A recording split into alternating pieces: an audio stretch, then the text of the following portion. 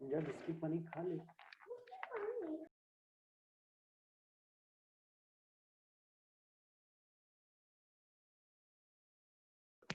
ये देख Microsoft white board पढ़ लो, बहुत जरूरी चीज। अबे रुक जा, बंद कर।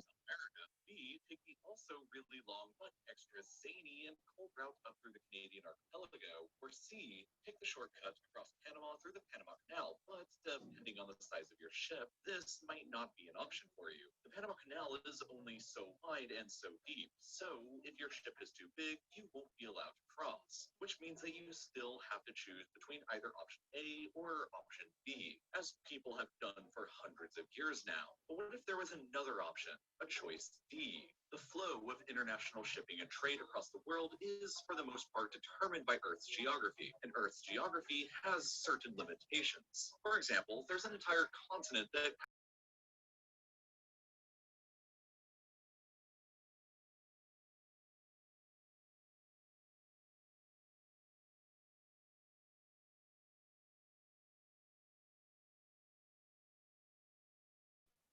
Hello hello hello sir. Yes sir. Good morning sir. Audio clear है? Yes sir. जी सर। ठीक है, चलिए आज हम लोग अपना सिलेबस स्टार्ट करते हैं। इंट्रोडक्शन आपको हम डिस्कस कर ही चुके थे। यस सिलेबस इसमें हमारे पास सबसे पहला हमारे पास जो हम लोग स्टार्ट करने जाएंगे that is classification of the material या फिर व्हाट इज इलेक्ट्रॉनिक्स। तो इलेक्ट्रॉनिक्स पर हमने बताया था it is the branch of science which deal with the flow of electron and holes through the vacuum gas inert gases और semiconductor material. तो इसमें हमारे पास सबसे पहले सेमीकंडक्टर मटेरियल होते क्या हैं इसकी बात करनी है। तो on the basis of forbidden energy gap, band gap के बेसिस पे अगर हम बात करें तो हमारे पास मटेरियल जो होते हैं कितने तरीके के होते हैं बताइए? जानते होंगे आप लोग? तीन। कौन कौन से? सर इंसुलेटर, कंडक्टर और सेमीकंडक्टर। कंडक्टर, इंसुलेटर और सेमीकंडक्टर। सेमीकंडक्टर। हमारे पास वाई एक्सिस पे हम एनर्जी रख रहे हैं और ये ऊपर वाला का जो बैंड हमारे पास है, ये जो व्हाइट वाला पार्ट है इसे हम कह रहे हैं ये हमारे कंडक्शन बैंड। कंडक्शन बैंड है। तो इसको हम नोट कर रहे हैं कंडक्शन बैंड। और नीचे वाला हमारे पास दूसरा जो बैंड शो किया गया है बैलेंस बैंड, इसे हम डिनोट कर रहे हैं ईवी से। और इन दोनों के बीच का जो एनर्जी सेपरेशन होता है या फिर जो एनर्जी गैप होता है उसे हम कहते हैं फॉरबिडन एनर्जी गैप। तो इस केस में जो फॉरबिडन एनर्जी गैप होता है वो 0 होता है। यह केस जो होता है जिसे हमारे पास कहा जाएगा कंडक्टर कहा जाएगा। यानी कंडक्टर के केस में जो बैलेंस बैंड होता है और जो कंडक्शन बैंड होता है दोनों एक दूसरे से ओवरलैप करता है। ओवरलैप करने का मतलब यह होगा कि इलेक्ट्रॉन्स को बैलेंस बैंड से कंडक्शन बैंड में जाने के लिए किसी एक्स्ट्रा एनर्जी की जरूरत नहीं होती है। कितनी बातें क्लियर है? देखिए फॉरबिडन एनर्जी गैप को आप ऐसे भी डिफाइन कर सकते हैं कि it is the energy required by the electron to move from valence band to conduction band. तो यहाँ चूंकि हमारे पास बैलेंस बैंड और कंडक्शन बैंड दोनों ओवरलैप करते हैं तो इलेक्ट्रॉन आसानी से हमारे पास यहाँ बैलेंस बैंड में जो इलेक्ट्रॉन होंगे ये आसानी से मूव करके हमारे पास कहाँ जा सकते हैं कंडक्शन बैंड में।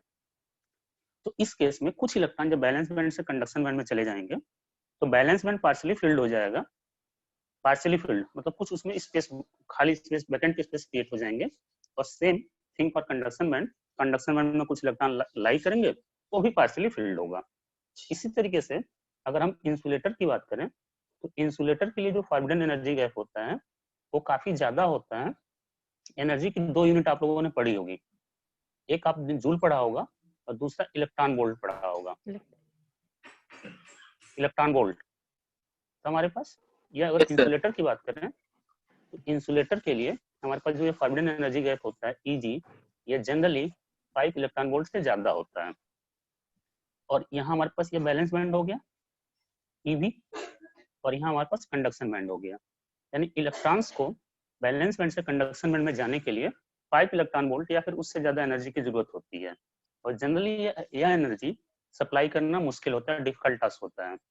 यानी इस केस में इलेक्ट्रॉन्स बैलेंस बैंड से कंडक्शन बैंड में नहीं जा पाते हैं, तो बैलेंस बैंड कंप्लीटली फिल्ड होता है और कंडक्शन बैंड कंप्लीटली एम्प्टी होता है।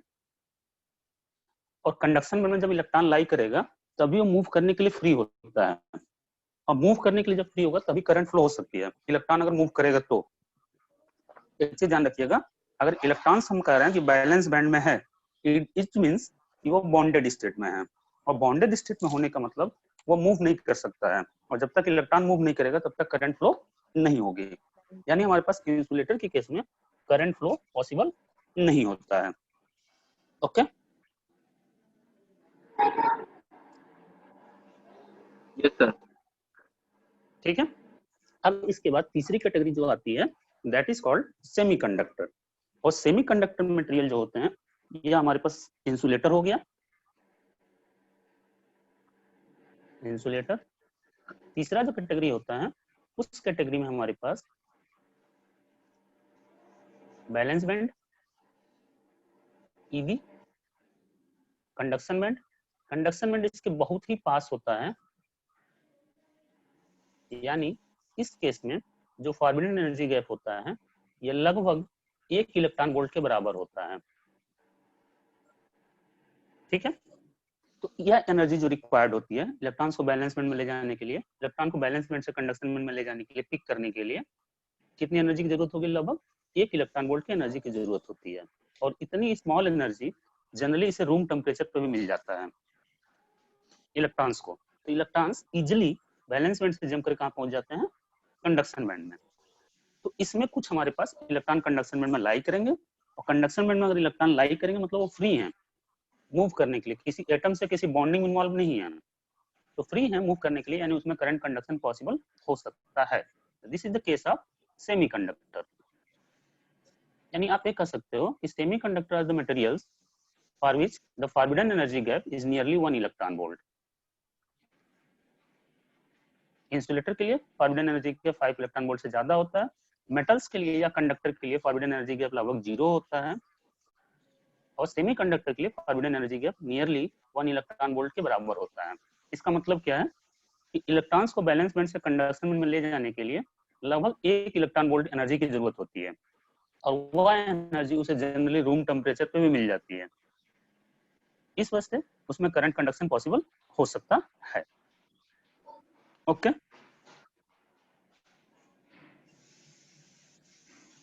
हाँ ना बताइए भाई। Yes sir. Yes Okay, sir. Sir. Okay, sir. Yes sir. थोड़ा सा बीच बीच में बोलते रहिए, सर क्लियर है। यस ज्यादा सर। नहीं, लेकिन थोड़ा थोड़ा। सर अभी तक ये अब 3 यहाँ हमारे टॉपिक पढ़ा है ना, इससे पहले तो कुछ नहीं ना पढ़ा है क्योंकि थोड़ा सा लेट ज्वाइन हुआ है।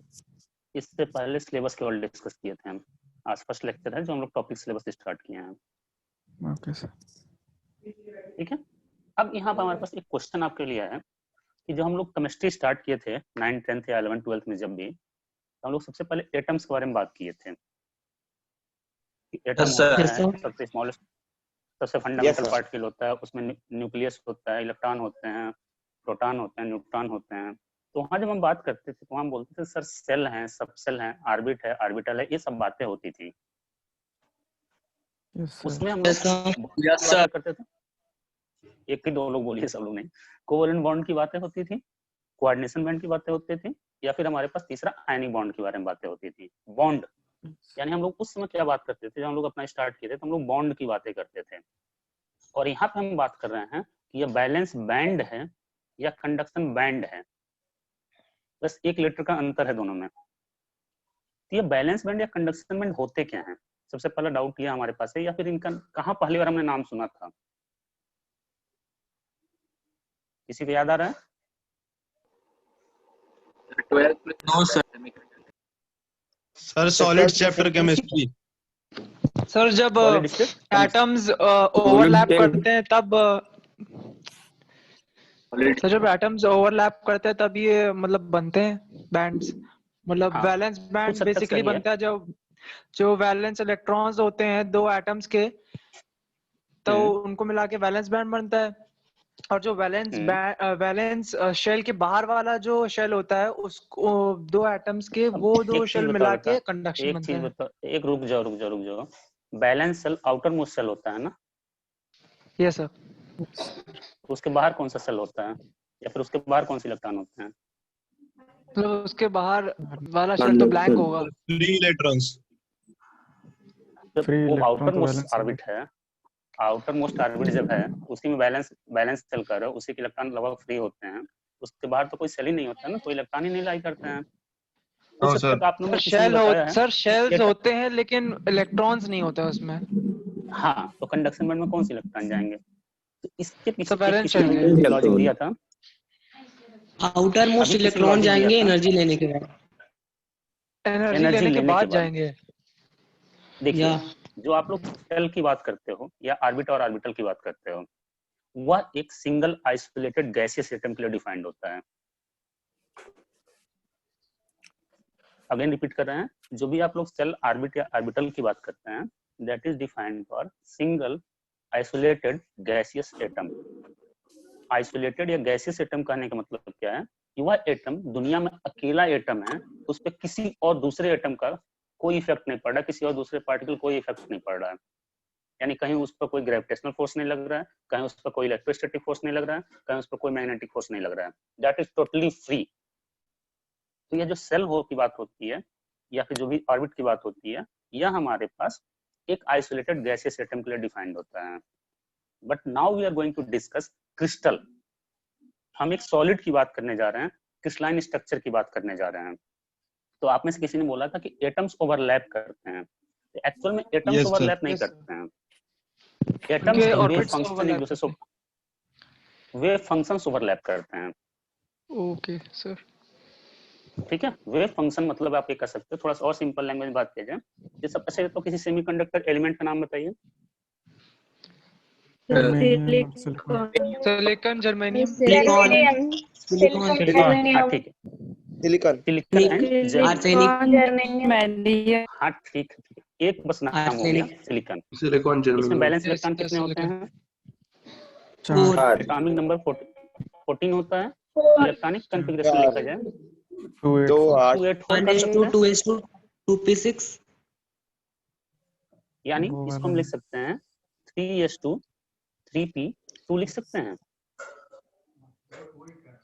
Yes sir. ठीक है, अब यहाँ पर हमारे पास बात की जाए तो इसमें बैलेंस इलेक्ट्रॉन कितने हैं सिलिकॉन में? 3 4 है ना, यस इससे हम सर। टेट्रावैलेंट कर सकते हैं, yes sir. Yes sir tetravalent. Same thing for germanium की बात करोगे तो भी टेट्रावैलेंट होगा।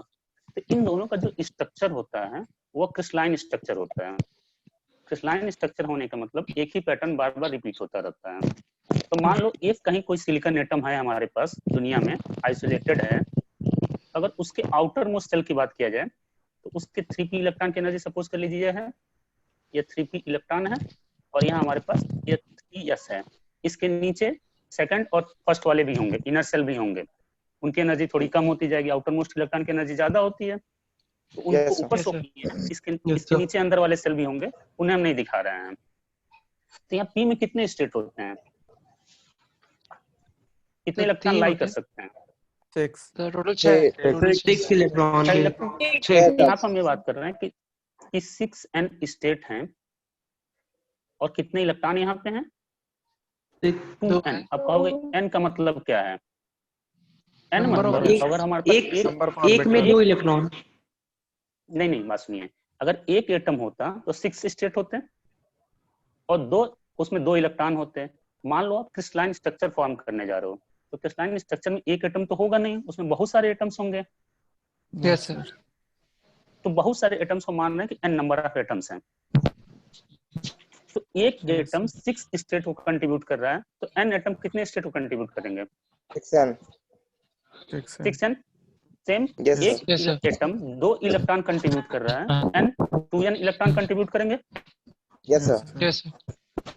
यानी यहाँ पे हमारे पास कितने इलेक्ट्रॉन हमारे पास हो जाएंगे? यहाँ पे 2n इलेक्ट्रॉन्स हो जाएंगे। ठीक है, बस स्पेलिंग पर ध्यान मत दीजिएगा, बोर्ड की स्क्रीन के हिसाब से हम लिख रहे हैं जितनी जगह बच रही है। अब ये बताओ कि अगर दोनों सिलिकॉन एटम हैं और दोनों दूसरे से एक दूसरे से बहुत दूर दूर हैं, तो दोनों सिलिकॉन एटम के 3p इलेक्ट्रॉन की एनर्जी सेम होगी कि नहीं होगी? बोथ आर सिलिकॉन हो एटम, गई, दोनों के तो सेम ही है। Both are same. Both are same. तो अगर सेम होगा तो Yes, उनके sir. लिए अगर आप उनके एनर्जी का डायग्राम ड्रॉ करो तो दोनों सेम हाइट लेवल पे होंगे कि नहीं होंगे? Yes sir. ठीक, इस वजह से हमें यहाँ पे एक स्ट्रेट लाइन मिली है कि सब कोइंसाइडिंग, ये सबकी एनर्जी जो है 6n स्टेट के 6n n number of atom के सबके 3p सेल्फ इलेक्ट्रॉन की एनर्जी सेम है। सेम है मतलब एक ही लाइन मिल रही है हमें। Same thing for s। अब इसके बाद हम क्या कर रहे हैं, उनके बीच की इंटर एटॉमिक डिस्टेंस डिक्रीज कर रहे हैं।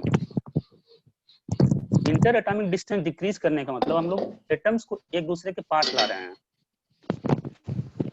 तो यस सर। एटम्स को जब एक दूसरे के पास लाते हैं तो उनके, अगर टेक्निकल लैंग्वेज में बात करें तो उनके वेव फंक्शन ओवरलैप करते हैं, दैट इज एरिया फिजिक्स। लेकिन अगर हम इलेक्ट्रॉनिक्स से बात करें तो आप सिंपल कर सकते हो कि सब दो एटम के पास लाएंगे तो उन दोनों के न्यूक्लियस एक दूसरे को रिपल करना शुरू करेंगे। Yes sir. दोनों के इलेक्ट्रॉन से एक दूसरे को रिपल करना शुरू करेंगे। एक का न्यूक्लियस Yes. दूसरे के इलेक्ट्रॉन को अट्रैक्ट करेगा। सेम थिंग फॉर, यहाँ बहुत सारे फोर्सेज वहाँ काम करना शुरू कर देंगे। ग्रेविटेशनल फोर्स भी काम करेगा, इलेक्ट्रोस्टैटिक फोर्स भी काम करेगा।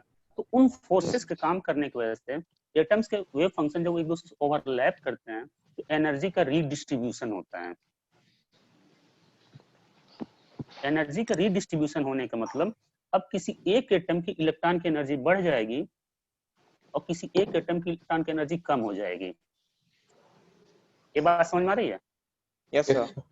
Yes, sir. इससे हम कहते हैं splitting of energy state. Splitting of energy state. Atoms को हम और पास लाए तो पहले तो आउटर मोस्ट सब सेल था उसमें स्प्लिटिंग हुई थी, लेकिन और जब पास लाते हैं तो अंदर वाले, थोड़ा अंदर वाला सेल भी स्प्लिट होने लगता है। और ज्यादा डिस्टेंस डिक्रीज कर रहे हैं तो डिक्रीज करते करते दोनों आपस में मर्ज हो जाते हैं। तो कुछ ऐसा एक डायग्राम यहाँ पे बन के आता है। ये बात समझ में आ रही है? Yes sir. अब हमारे पास मान लो कि हमारे पास यहाँ पे हम दो लाइनें ड्रॉ कर दिए हैं, तो दोनों लाइनें अलग अलग डिस्क्रीट आप आइडेंटिफाई कर पा रहे हो? Yes sir. लेकिन इसी बीच में हम infinite number of line draw कर दें तो क्या सबको अलग अलग आइडेंटिफाई किया जा सकता है? No sir. तो यहाँ पे कंटिन्यूअस बैंड टाइप का स्ट्रक्चर फॉर्म हो गया, कंटिन्यूअस स्ट्रक्चर फॉर्म हो गया। डिस्क्रीट न होके कंटिन्यूअस स्ट्रक्चर वहां फॉर्म हुआ, उसी को हम कहते हैं बैंड। तो बैंड वर्ड का मतलब क्लियर है? A closely spaced energy state. इतने क्लोजली स्पेस्ड होते हैं कि उन्हें हम अलग अलग आइडेंटिफाई नहीं कर पाते हैं। A very closely energy. बेटा आवाज थोड़ी कट रही है आपकी, डाउट नहीं क्लियर हो पाया। सर डेफिनेशन क्लियर कर दीजिए। एक बार बोल बैंड दीजिए। का सिंपल मतलब क्या होता है? बैंड का मतलब यह होता है a very closely spaced energy state. Very closely spaced energy states, तो उसे हम कंटिन्यूअस टाइप के स्ट्रक्चर फॉर्म हुआ, उसे हम बैंड कहेंगे। अच्छा, अब इस पॉइंट पर अगर बात करें हम लोग, तो इस पॉइंट पर कितने स्टेट हमारे पास टोटल मिल जाएंगे? अब यहाँ पे जहाँ पे एरो ड्रॉ किया गया है,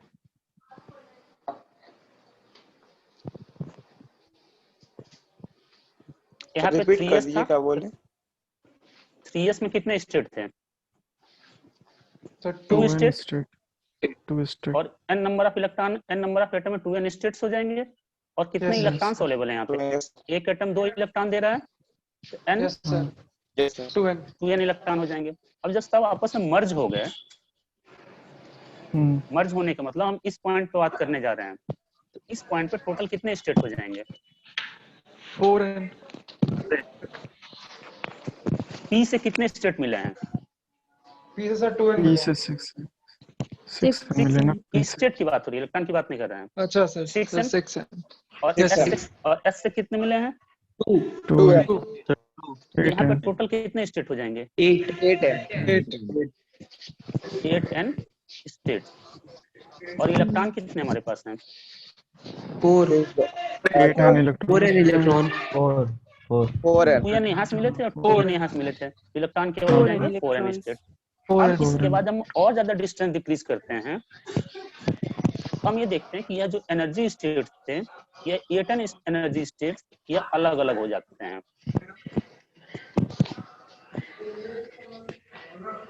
जो भरे हुए स्टेट होते हैं वो नीचे अलग हो जाते हैं और जो एम्प्टी स्टेट होते हैं वो अलग हो जाते हैं। सर ऐसा क्यों होता है? आप इस तो फिर से समझा दिए एक यह बार। जो हमारे पास देखिए, आप क्या कर रहे हो, दो एटम बहुत दूर दूर थे ऐसे सोचो, तो Yes, उनके sir. सबके एनर्जी लेवल सेम थे, कोइंसाइडिंग थे, तो एक पतली स्ट्रेट लाइन में मिल रही थी, कोइंसाइड कर रहे थे। अब जब हम क्रिस्टलाइन स्ट्रक्चर फॉर्म करने के लिए एटम्स को एक दूसरे के पास लाते हैं, क्रिस्टलाइन स्ट्रक्चर फॉर्म करने के लिए एटम्स एक दूसरे के पास ला रहे हैं, मतलब इंटर एटॉमिक डिस्टेंस डिक्रीज कर रहे हैं। हाँ। तो उनके वे फंक्शन ओवरलैप करते हैं, जिससे एनर्जी का रीडिस्ट्रीब्यूशन होता है और स्प्लिटिंग ऑफ एनर्जी स्टेट होता है। तो जब मर्ज होते हैं तो यहाँ पे 8n स्टेट 4n इलेक्ट्रॉन हो जाएंगे।